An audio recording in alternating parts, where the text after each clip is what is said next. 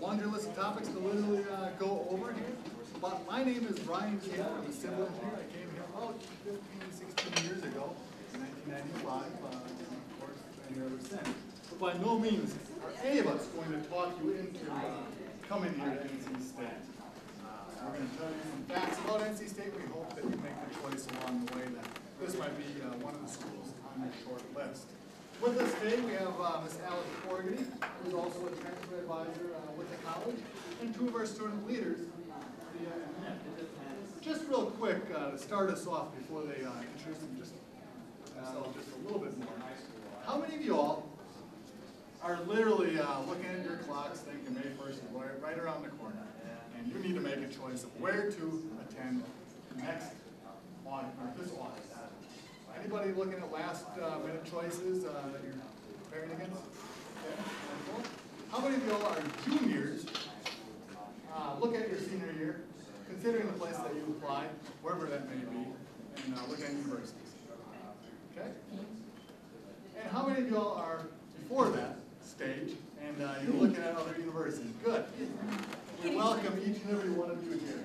Any transfers? Anybody interested in transfer? Very good. And definitely those that just raised their hand for transfers, please come down and see Alice afterwards, as she's very knowledgeable about that given area. But Thea, Nick, you want to briefly introduce yourselves?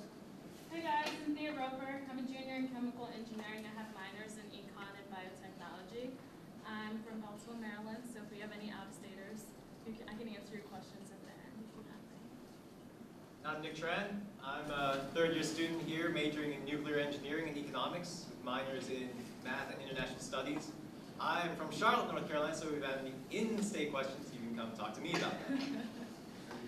So you can see from the previous slide, we are a land-grant university, and truly our mission, as all engineers, are to impact our society and help our economic development and so forth. Very, very large issues that we're going to talk about.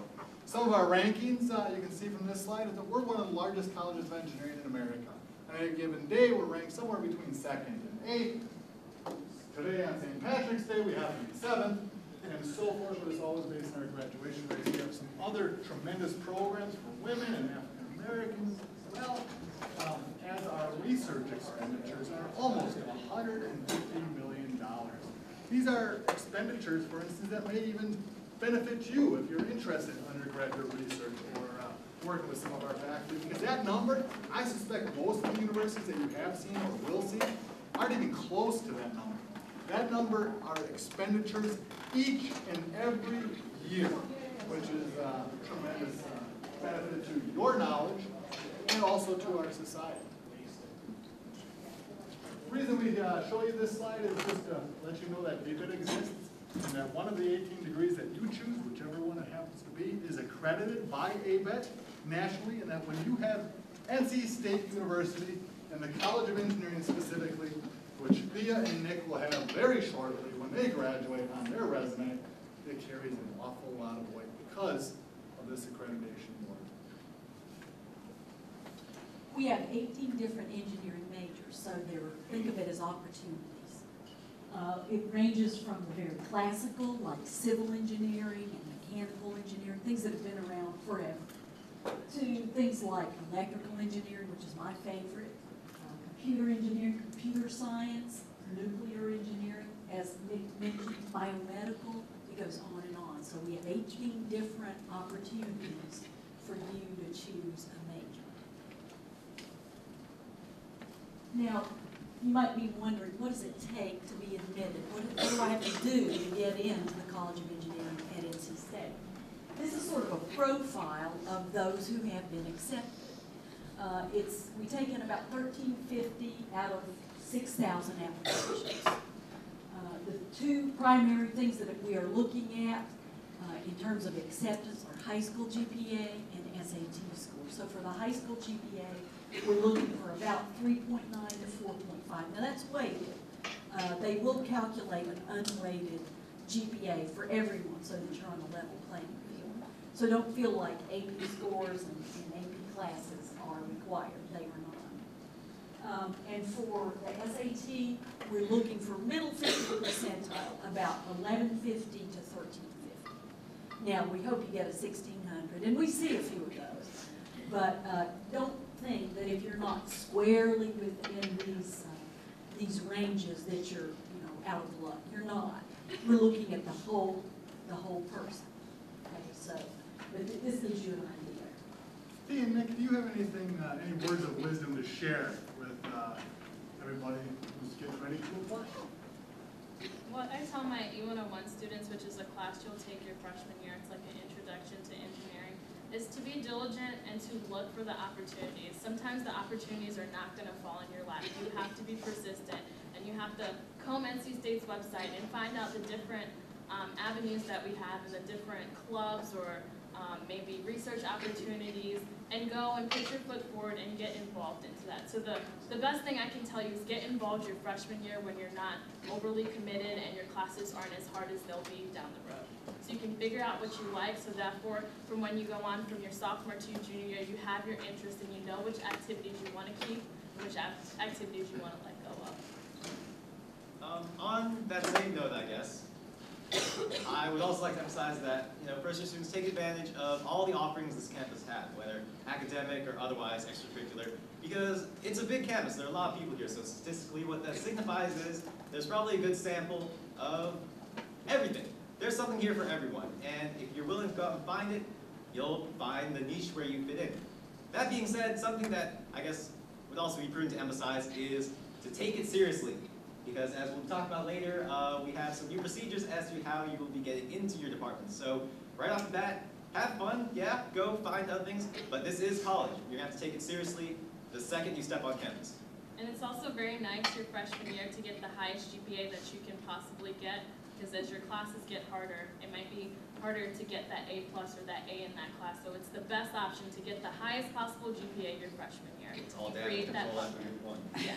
Good words of wisdom. Absolutely. So you've been accepted, haven't you? I believe. You want to share anything with the audience here who's getting ready to sit in your shoes next year when they apply? I would say you have a lot of options.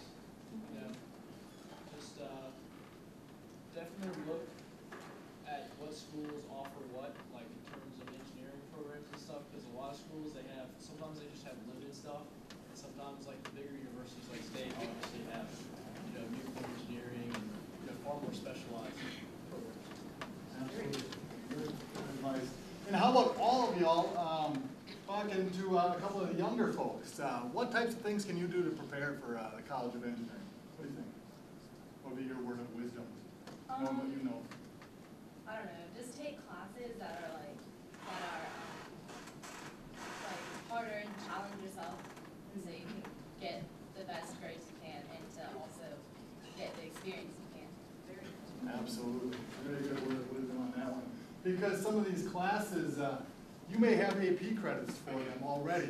These are things that some of the younger folks early in their high school careers can actually do something about. You can take more APs, you can take more IPs, give you more potential flexibility when it comes time to take your schedule.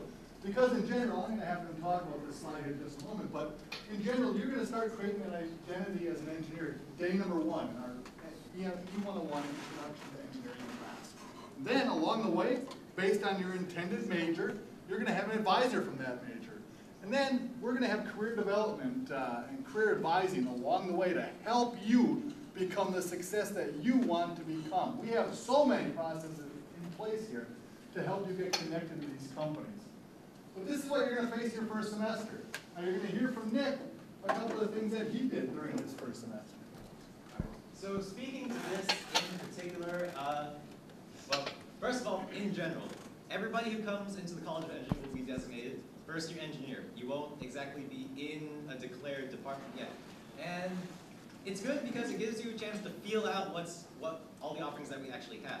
Part of that will be E101, which is just that. It's a very low-key class. Every day you'll probably just be going through one major that we have. I mean, it's not like equations and theorems. It's more about how that engineering is applied, the kinds of traits that, may be interesting to you, or maybe won't be, or maybe you'll find something new entirely that you like.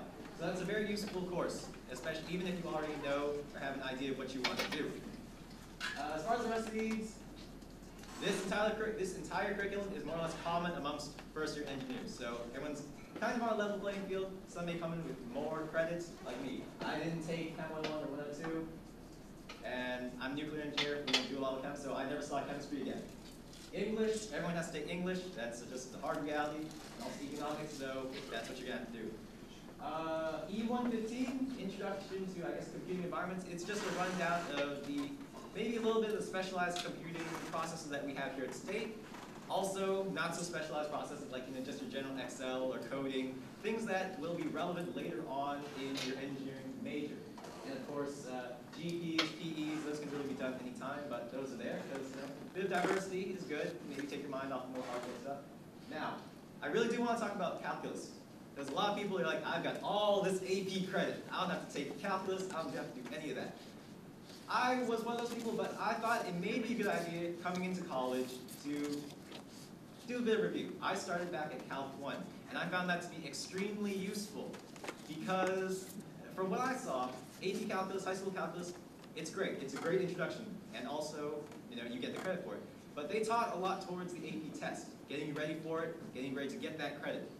Now here in college, they're teaching you calculus because you're going to be applying it forever if you're an engineer. And that's really more of the kind of language, I guess, culture around the material that you want to do. Especially here, the math department is actually very well coordinated. And they will be talking about the same stuff in the same language for as long as you are here. And it's good to get a feel for how it's done here in college. So bit of review never hurts. Also, if you think you're all that great at calculus, great. Easy A, you get that buffer there too. First year engineer. Now, joining a department,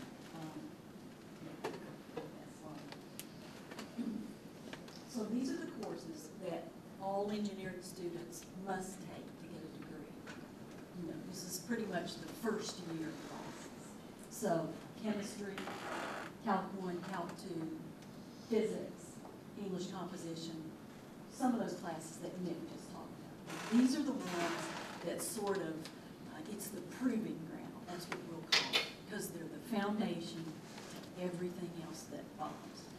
Now, let's say English composition, that's important, but you really need to do well in Calculus 1, Calculus 2, physics, and chemistry in some particular majors. So the way that it works is, to join a department, you must make at least a C or better in every one of these classes. You will put down your 3 preferences. So it might be, for example, electrical engineering, mechanical engineering, civil engineering. Now, it will be ranked, you will be on a competitive basis. So if you want to get your first choice, you need to do really well. You need to make A's, B's, 3.0 or higher kind of thing. Below that, you're kind of risking whether you get your first choice. But there's a C for everybody if you have at least a 2.0. Okay, so the point is, you can get an engineering degree, but if you want to get your first choice, you need to do really well, kind of like Thea was talking about. So that's the way it works. It's on a competitive basis, and it's due to limited resources. Other schools across the nation do this, Purdue and others. So it's kind of just the reality of it. But as Mr. Taylor talked about, there are, and we'll talk about in a second, it doesn't matter if you think, I want to be a mechanical engineer, but you don't get mechanical engineering, let's say you get industrial engineering. You can still do some of the same things. They overlap. All of these engineering departments and disciplines overlap. And we're going to show you and talk more specifically about that in just a minute. We want you to do what you're passionate about. I suspect each and every one of you are here listening to us in engineering because you're at least passionate about engineering in general. It doesn't much matter whether you want to be a nuclear engineer or a chemical engineer or an electrical engineer or a civil engineer or whatever it is. The National Academy of Engineering has laid forth these grand challenges that face our nation and world. These are very, very complex problems that we all face. We all inherently know what some of those are. Obviously, things like engineering competitiveness, or with our aging population, or nuclear terrorism, cybersecurity, whatever challenge it may be. These are the most complex problems you can possibly even imagine. And we as engineers play a very big role in helping solve some of those problems. There is no magic bullet. It's all working together on these things. And so each of your fields will tie together. For instance, let's use that example of engineering better medicines. Who could do that? That was your goal. The challenge that you want to be faced with is helping make a difference in engineering better medicines. Do you have to be a chemical engineer? No. Could you be a biomedical engineer? Sure. Could you be an industrial and systems engineer? Absolutely. Or a material science engineer to make it more, the medicines more dissolvable, so to say, with saliva or interacting with your body and so forth. Or on the nano side, nanotechnology side, putting patches for localized impact versus the global impact of your whole body. That's the multidisciplinary and interdisciplinary world that we live in as engineers. Let me use another example, for instance. Let's just say your goal is to design cars. Okay, that's your goal. That's what you want to help impact this world with, making the best next generation of cars, new hybrids or something.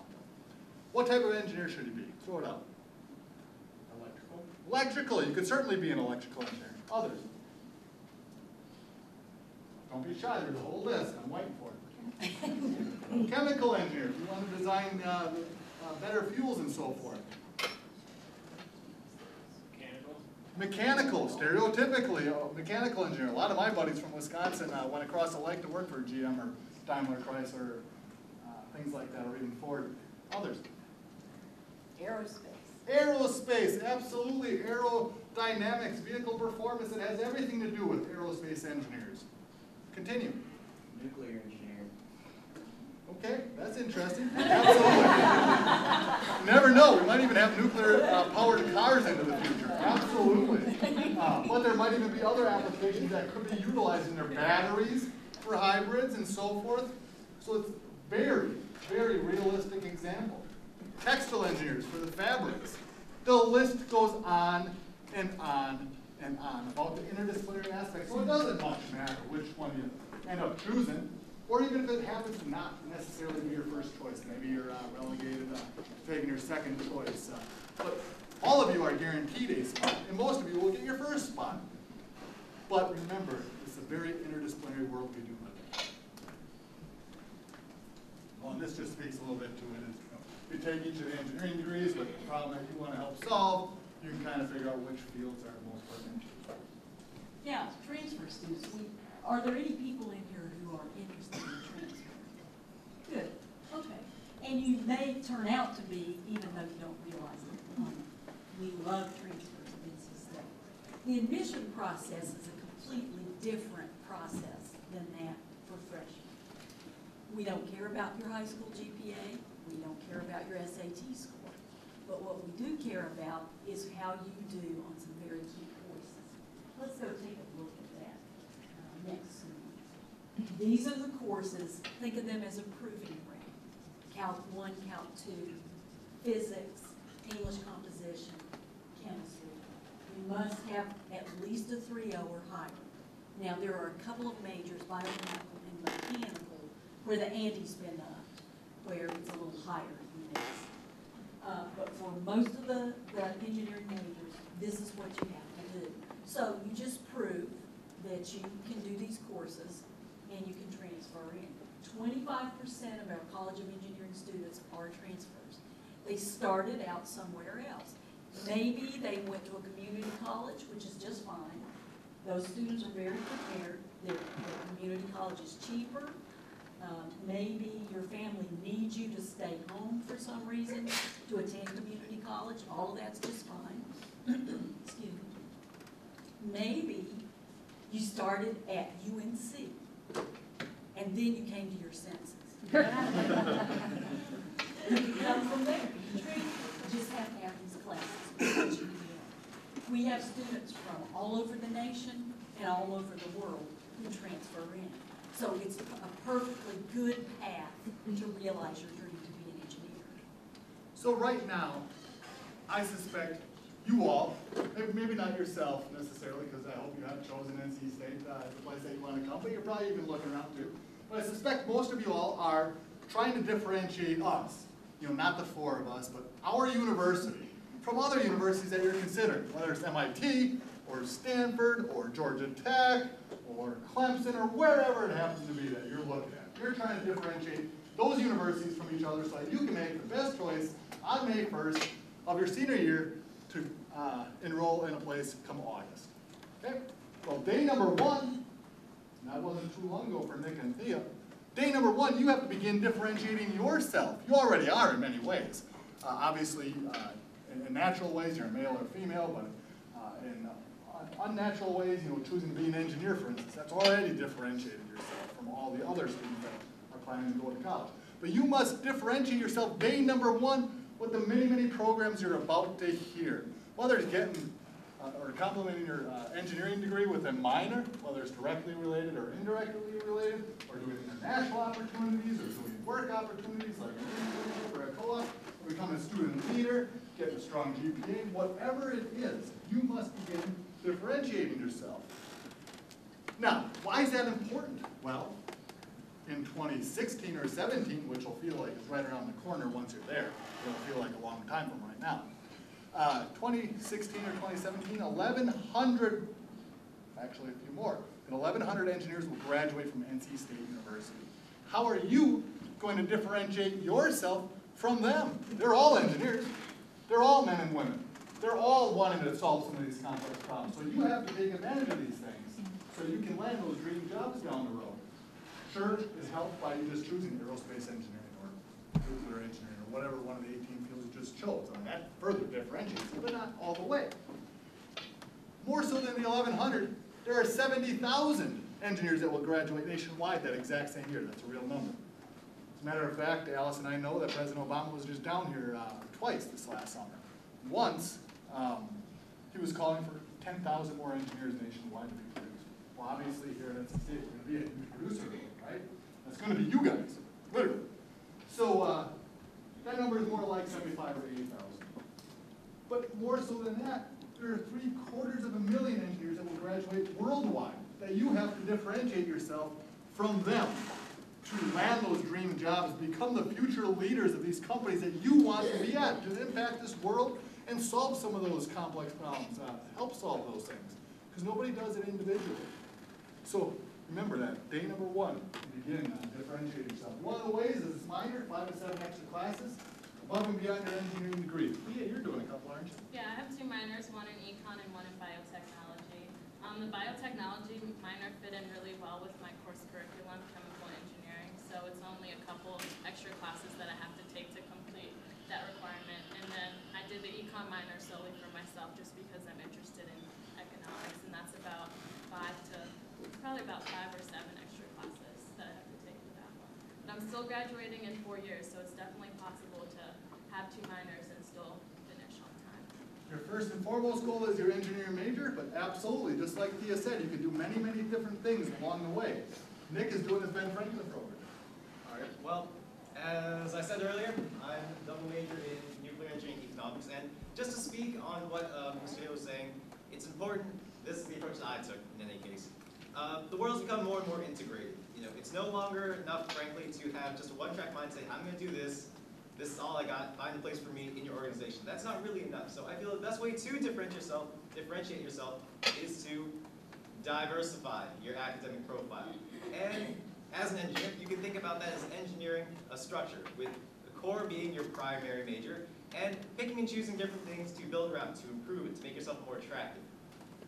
The Ben Franklin Scholars Program is one of the university's efforts kind of to prod people into that direction. Now we have a number of dual degree programs, which I guess reward students who decide to go that route with a special designation. The Ben Franklin's, our program which caters to individuals who want to double major in engineering and CHAS, which is our College of Humanities and Social Sciences.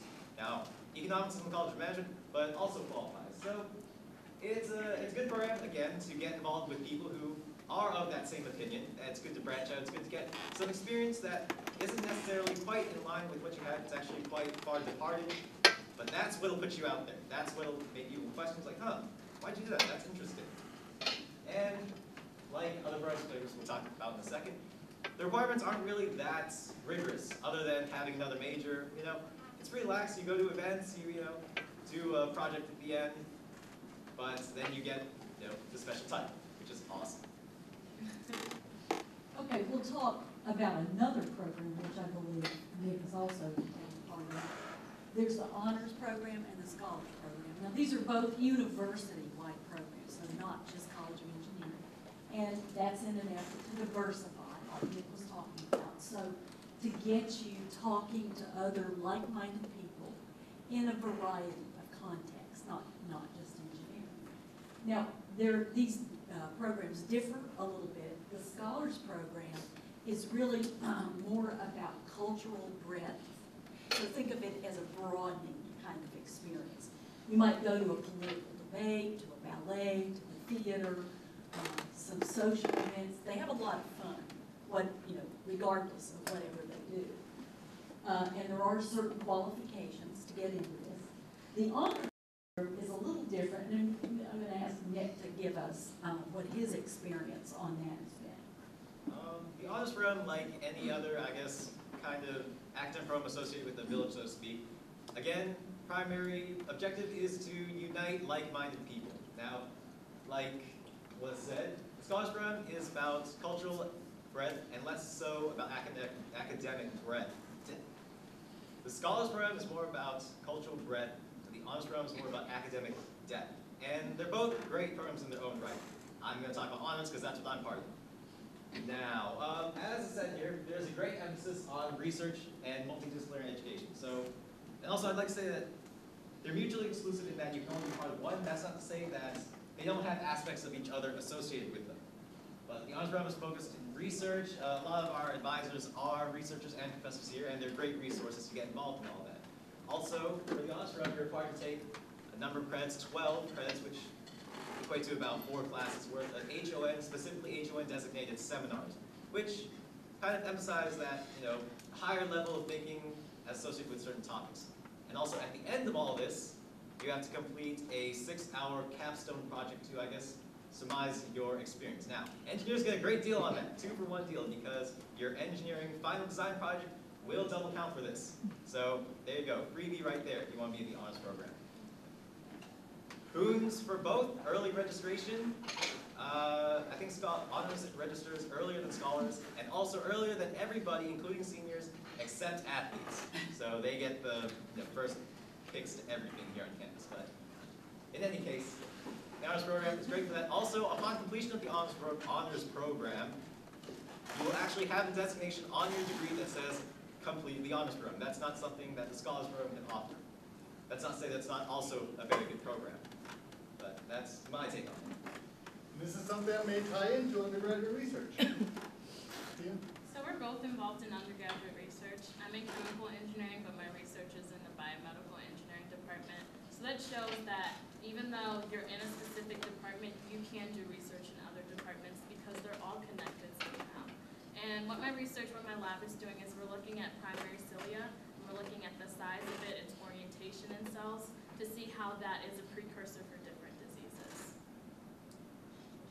So, my research is in the advanced simulation of reactors with the nuclear department.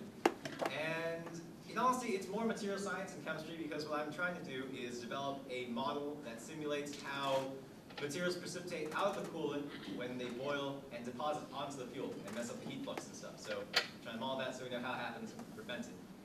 And I'll talk a little bit on strategies to get involved in research. The more prudent departments, and particularly smaller departments where this is feasible, they will actually compile a list of its students who are interested in research. After you reached a certain milestone in your degree track, so to speak, so that you demonstrated that you have at least an intermediate knowledge on subject material, they'll put you in kind of a database that says, this is your GPA, this is your major GPA, this is how far you've reached your degree, and professors will be like, yeah, that sounds great, come work for me. They'll pick you out of the database, put you in their lab, and say, have at it. But that's no substitute for the universally applicable strategy of diligence on the part of the student. And that is to get to know your professors, to do well in their classes, develop rapport for them, stalk them, figure out what they do, and then approach them and say, hey, I did well in your classes. I know you're doing this, this, and this. I know it sounds a little weird, but I'd really like to work with you. And normally, they'll be, great, free labor, more people to work in my lab. On top of that, they're also very interested in getting more and more students involved in what they're doing, because the professors here are very distinguished and very enthusiastic about reaching out to students for this kind of thing. Now, they can be paid or unpaid, regardless, both very good things on your resume. You know, sometimes it'll be unpaid, that's unfortunate, but sometimes professors will have grants given to them, I guess, by the university, by the government, and they'll have a budget for labor. So, either way, good experience. That's research, I suppose. So here at NC State, each and every one of you are going to be around and network with some of the world-renowned faculty in various areas. Some of the areas that you're truly interested in, other areas that you're not so interested in. That's okay, because getting exposed to each of them is ultimately the key. For instance, one of them is Dr. Jay Balaga. Okay? Dr. Jay Balaga was just recently awarded one of the presidential nominations, or one of the awards for innovation. He developed a small device behind everybody's electrical circuits, whether it's for switching on and off your lamps at home and lights, to starting your car and so forth. This is the technology that saved this world, according to his award, and also we know this literally, is that it has saved us worldwide over 12 to 14 trillion dollars. Now it only saves a fraction of a penny every time you do it, but you can imagine how many times that happens. And this technology was discovered right here at NC State University. It makes your fridges more effective, it makes your air conditioners more effective, it makes your light switches better, makes your car start better, things of that nature. These are the faculty that you will come in contact with on a daily basis here at NC State University. And for every Dr. Jay Balaga, for instance, that was just one example, there are 600 other examples out there. Now, let me also stand on my soapbox and say that you cannot do every single one of these programs out there. I mean, you might take advantage of undergraduate research, or you might become a student leader, or you might do international opportunities, or you might do a second minor, or whatever it may be. You can't do everything. Matter of fact, every single minute of every single day, you have an opportunity cost, right? Your opportunity cost right now is sitting right here at NC State learning about our College of Engineering. What else could you do? Well, you could be up north listening to their presentation at MIT or at Penn State. Or you could be up in the Midwest at Wisconsin or Michigan learning about theirs. Or you could be out west learning about their programs. Stanford, might be at Berkeley, things like that. The list goes on and on and on. You get the point. You've chosen to be here at NC State, especially on St. Patrick's Day morning, to be here listening to us. Well, that's not your only opportunity cost. Well, your opportunity cost is that you could be having lunch right now, or I suppose late breakfast for those of y'all that haven't run. Or you could be sleeping in your warm beds still. You didn't have to travel 3 hours this morning to hear some of these things that you're hearing. That's your opportunity cost each and every day. Obviously, you're about to make a huge one in the coming years, and you're about to make one by May 1st. That opportunity cost is called where you're going to spend the next 4 years of your life, right? At whatever institution. Well, the exact same thing holds true with each of these. You must take advantage of the opportunities, the programs that we're talking about that will help you become the success that you want to become. Sure, all of them can help in certain ways, but you have to find the ones that impact your success the most and help you get to where you want to be so that you can further impact the world then with those complex problems we were just talking about. By the way, if you want multinational experience, we certainly have those opportunities here at NC State without a doubt. I hope that many of you are considering foreign languages, and even if you're not, becoming culturally aware is absolutely vital. I'd like to talk to you about another opportunity, which is a great program, and it's called Co-op. It stands for Cooperative Education. This is a formal program where you work a semester, go to school a semester, work a semester, go to school a semester. You're required to do 3 of those rotations now, and they can't all be in the summer. So this is going to extend your time by about a year. But this is a statistic to listen to.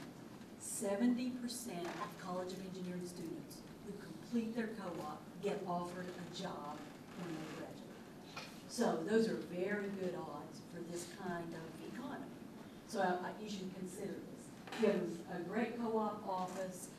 What it is they have a pool of employers who have said, I want an NC State engineering student to help me with this project. They'll pay you in excess of $15.50 an hour, which is very good for a student, doesn't have a degree, you know, you just have to be in your department to do the co-op. So that's generally into the first year, maybe the third semester, that sort of thing. Now, to give you an idea of some of the kinds of jobs, we have big name companies, Intel, IBM, GE, SAS, BMW, on and on and on. Now, a couple of students that I know, these are two instances that are particularly interesting. Two women that I know are doing co-op. They're working for BMW. Their first two rotations were down in South Carolina. At least, I think it was the second rotation, they had to drive those cars and test drive them all over the Southeast. Isn't that just a terrible job? Now, their third rotation, which is right now, they're in Germany. So, now, I'm not telling you that all co-op opportunities are that cool. I happen to think that that's a very cool opportunity. But they're all very valuable, very worthwhile. You'll do real engineering work. You won't be doing gopher work. So think about it. Great chance. Now, internships is another way. Those are just kind of on an as-needed basis, like just for the summer. Those pay generally about $15.50 an hour too. And it wouldn't increase your time here. So you could consider either thing. Now, a thing to note, NC State was picked 15th in the nation, and this is across all schools, for being a provider of engineering students, and this was as ranked by the corporations. So they polled all the engineering corporations, or ones who needed engineers. They voted and said NC State was 15th in the nation. Well, that's pretty good. IBM, they choose NC State first for their source of students. That's how I got my first job. They came to the campus, I had a resume, boom, I got a job. So our location here and our quality is a primary thing to be thinking about when you choose your school. I just want to add one thing really quickly that we haven't mentioned in any of the other info sessions. NC State has the second largest career fair, and we require all the freshmen in the College of Engineering to go. What we do is you'll have an assignment where you'll make a resume, and the TAs and the engineering ambassadors and the instructors will look over your resume, give you feedback, and then you can take that resume to the career fair and network and talk to employers. And it's actually a really good resource because I have a funny story. One of my students was like, I don't need to do this, my resume is amazing. So I'm expecting a very nice resume, and I get it, and his objective is to be an amazing engineer, be a billionaire, and own my own business. No, not gonna fly. So he was gonna go to the career fair with that resume. And we changed it, we altered it, and now he went with a legitimate one that he could show to employers and they wouldn't, cross his name off as they took that resume. So it's a great resource that we have here. We have literally the processes in place here at NC State University to help you land a job. Of course, that's a big if. Only if you want a job, but I assume most of you all would like that dream job down the road. So we have many processes in place, like the Engineering Career Fair, EPAC, and so forth, to help you get connected to these companies. Because they come here, those corporations come here. The Wall Street Journal acknowledged it. They come here to get those future leaders. There are students from all those universities I already mentioned, and many, many more that come here to get a job because they know recruiters are here. So certainly it's one of the reasons that NC State should be at least on your short list. Also the location that Alice was talking about, we're here on Centennial campus. It's named after our Centennial, 1887 to 1987. Ever since then, we've been building state-of-the-art facilities. This is one of those. Obviously, you see the others. You see the Jim Hunt Library, just literally going to be going live here in the coming months. Truly state-of-the-art, something that 2/3 of our College of Engineering, most of our majors are already out here, and you will experience this during your sophomore, junior, senior year. Yeah, during your first year, you'll be on main campus taking some of the foundation courses. Other fields like nuclear engineering, we're not moving it anytime soon. They're nuclear reactors there to stay on main campus. But many fields are already out here. Centennial campus is one of those ways that truly differentiates us. Being 14th in industry-sponsored research, outstanding, tied to that number 148.8 million we talked about on one of the first slides. Let me ask Thea and Nick ways that you've gotten involved. This is just scratching the surface on the many student organizations and other student opportunities around campus. One thing that's really nice about NC State is that you do have that balance. You have your work, but you also have time to do things that you like, or to get involved in different clubs and different activities. And each engineering discipline has its own professional society, so that's a great way to network, to learn more about your discipline, and to also get involved. There's intramural sports, there's club sports, there's the theater, there's the music program. There's so many different things that you can do to, become more well-rounded, but also have a little fun while you're here. Like Thea said, all the engineering departments have some kind of professional society. Like the nuclear department has the American Nuclear Society, very creative title. So every department will have some way for you to access professional resources like that. They hold seminars with distinguished speakers, so you can, get a feel a little bit more about what's going on in your industry. On top of that, I may or may not have said that NC State is a very large school. There are a lot of people here. So statistically, what that says to me is that there's a good sampling of every little group out there. So if you're looking for something, you're likely going to find it. Everybody, if they look hard enough, can find their own little niche of things to do. Now, outside of academia, there are also a lot of clubs, a lot of student organizations, big ones like University Activities Board, student media, a great way to network around all campus. Along that, student government, hall councils, things like that.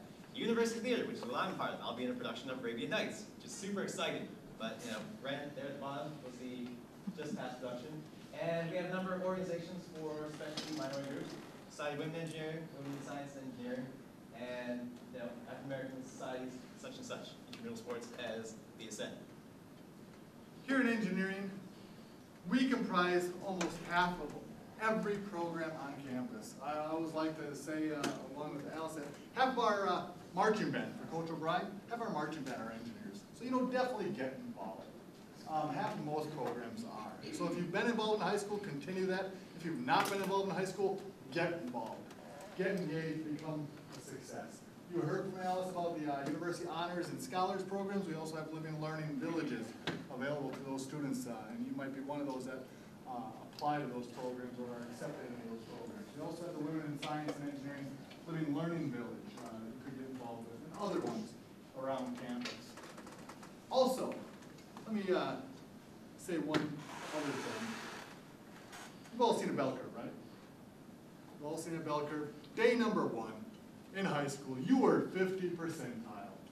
Over the next 3-4 years, wherever you are in high school right now, you've tried going down the good side of that curve.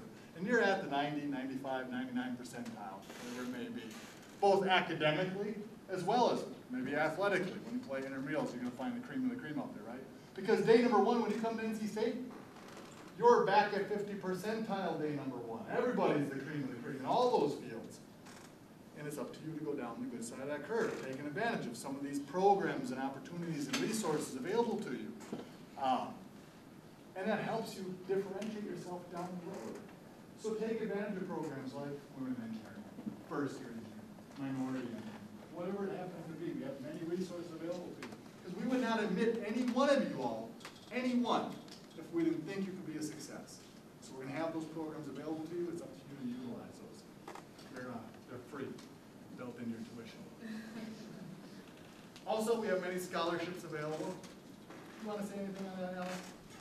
No, there are 3 levels. So there are the university-wide scholarships. Those are things like the Park Scholarship and those which are extremely College of Engineering Scholarship. We have, I would say, 60-ish scholarships on the order of maybe, I don't know, $2,000, $3,000. So these are not like full-ride scholarships. Again, very competitive.